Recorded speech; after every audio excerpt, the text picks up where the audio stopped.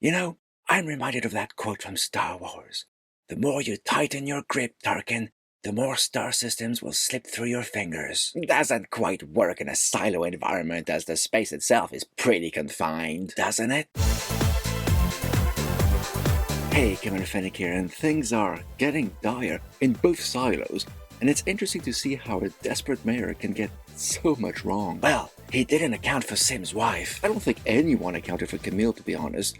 There's way more to her than a wife ambitiously trying to push her husband to ever more important positions. Speaking of Sims, the consequences of his actions really piss him off, eh? Who knew his shenanigans to start a rumor to get Meadows impeached? An idea his wife had. Power behind the throne, eh? Would get him to become the next judge. Which obviously doesn't work for him. He's clearly happier operating in the shadows. Talk about being promoted as a punishment. Speaking of punishment, remember Lucas, who was sent down to the mines? Oh yeah!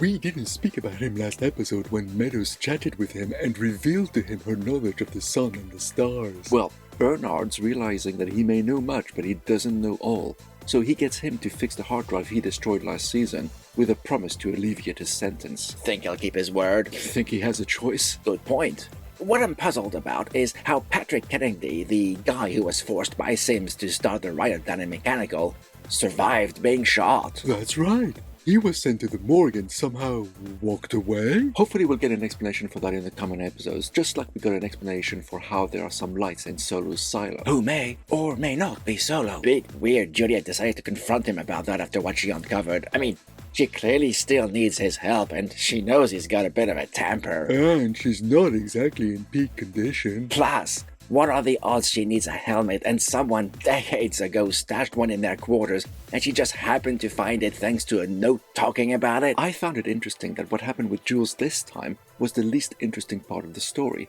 Our focus was properly on Docs, Cheryl, Carla and Walker, as we hope they'll find a way to escape. Somehow. Somehow? By breaking their backs, more like?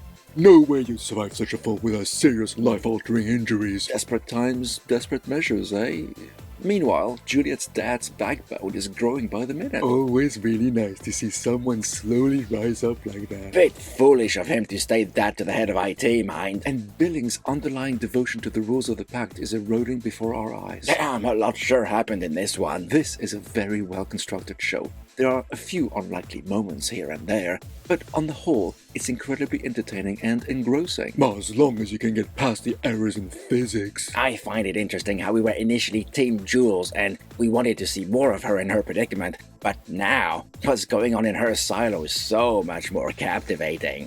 Don't give up on her just yet. There are a few more mysteries to unravel down there, and I still think her solution to go back is not the way she came. You mean, like draining Solo's silo somehow and get back to hers via that secret underground passage at the very bottom of Juliet's silo that's shown in the hard drive Lucas managed to partially repair? Wouldn't that take far too long, though? She's got days to get back, not decades. Provided she survives her massive infected injury, that is. Well, Bernard better not find a way to open that secret passage before the water's drained, provided either are even possible. There's also what seems to be tunnels by Judicial and IT. Are the ways in and out?